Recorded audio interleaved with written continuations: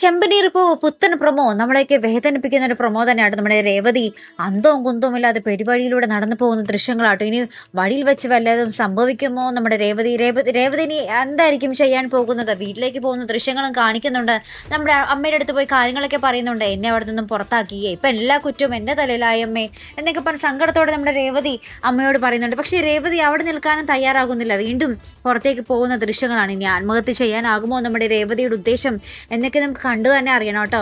അവിടെ അപ്പുറത്താണെങ്കിൽ നമ്മുടെ സച്ചി, നമ്മുടെ ശ്രീകാന്ത് വർക്ക് ചെയ്തിരുന്ന ഒരു റെസ്റ്റോറൻറ്റിൽ പോയി അവിടെ ശ്രീകാന്ത് ഇറങ്ങി വാടാന്നൊക്കെ പറഞ്ഞിട്ട് ഭയങ്കര ബഹളം വയ്ക്കുന്നുണ്ട്. അപ്പോൾ ശ്രീകാന്ത് ആണെങ്കിൽ അന്ന് ആ റെസ്റ്റോറൻറ്റിൽ വന്നിട്ടില്ല താനും. അപ്പം നമ്മുടെ സച്ചിനെ മറ്റുള്ള ആ ഒരു ജോലിക്കാരൊക്കെ പിടിച്ചിങ്ങനെ പുറത്താക്കുന്നുണ്ട്. ശേഷം നമ്മുടെ സച്ചി ദേഷ്യം വന്നിട്ട് കലി അടക്കാനാവാതെ അവിടുത്തെ ചെടിച്ചട്ടിയൊക്കെ വലിച്ചെറിഞ്ഞ് പൊട്ടിക്കുന്ന ദൃശ്യങ്ങളാണ് കേട്ടോ പിന്നീട് നമുക്ക് പ്രൊമോയിൽ കാണുവാൻ സാധിക്കുന്നത്.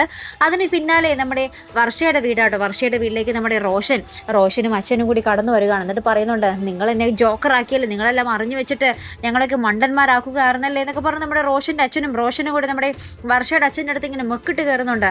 അപ്പോൾ നമ്മുടെ വർഷയുടെ അച്ഛനാണെങ്കിൽ മാപ്പൊക്കെ പറയുന്നുണ്ട്, ഞങ്ങളോട് ക്ഷമിക്കണം, ഇങ്ങനെയൊക്കെ കാര്യങ്ങൾ വന്ന് തീരുമെന്ന് ഞങ്ങൾ വിചാരിച്ചിരുന്നില്ല എന്നൊക്കെ പറഞ്ഞ് നമ്മുടെ വർഷയുടെ അച്ഛൻ പറയുന്നുണ്ട്. പക്ഷേ നമ്മുടെ റോഷൻ്റെ അച്ഛൻ വിട്ടുകൊടുക്കുന്നില്ല കേട്ടോ. പറയുന്നുണ്ട്, ഞങ്ങൾ ഇത്രയൊക്കെ നാണം കിടത്തിയില്ലേ, ഞങ്ങൾക്ക് നഷ്ടപരിഹാരമായി 5 ലക്ഷം രൂപ വേണം, അത് ഈ നിമിഷം തന്നെ വേണം എന്നൊക്കെ പറയുന്ന നിമിഷങ്ങളാട്ടോ നമുക്ക് ഇന്നത്തെ പ്രൊമോയിൽ കാണുവാൻ സാധിക്കുന്നത്. അപ്പോൾ എല്ലാ സ്ഥലത്തും ഇങ്ങനെ കട്ട നിമിഷങ്ങളാണ്.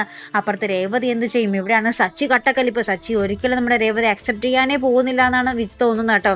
ഇനി ആത്മഹത്യക്ക് ശ്രമിക്കുമ്പോൾ രക്ഷിക്കാനായി നമ്മൾ സച്ചി എത്തുമോ? ഇനി രേവതിക്ക് വിശേഷം ഉണ്ടാകുമോ? അങ്ങനെയൊക്കെ ആണെങ്കിൽ രേവതിക്ക് വിശേഷം ഉണ്ടെങ്കിൽ ഉറപ്പായിട്ട് നമ്മുടെ സച്ചി രേവതിയെ തിരിച്ചു വിളിക്കും ആയിരിക്കും. പിന്നീട് നമുക്ക് പ്രതീക്ഷ നമ്മുടെ സച്ചിയുടെ അച്ഛനാണ്. അദ്ദേഹം ഇനി നമ്മുടെ രേവതിയെ തിരിച്ചു വിളിക്കുമോ എന്നൊക്കെ നമുക്ക് കണ്ടു തന്നെ അറിയാം കേട്ടോ. അപ്പോൾ ഇതുപോലുള്ള പ്രൊമോ റിവ്യൂസിനും എപ്പിസോഡ് റിവ്യൂസിനും ഒക്കെ നിങ്ങൾ മറക്കാതെ ചാനൽ സബ്സ്ക്രൈബ് ചെയ്യുക. അടുത്തൊരു വീഡിയോയുമായി വരുന്നത് വരയ്ക്കും ഗുഡ് ബൈ.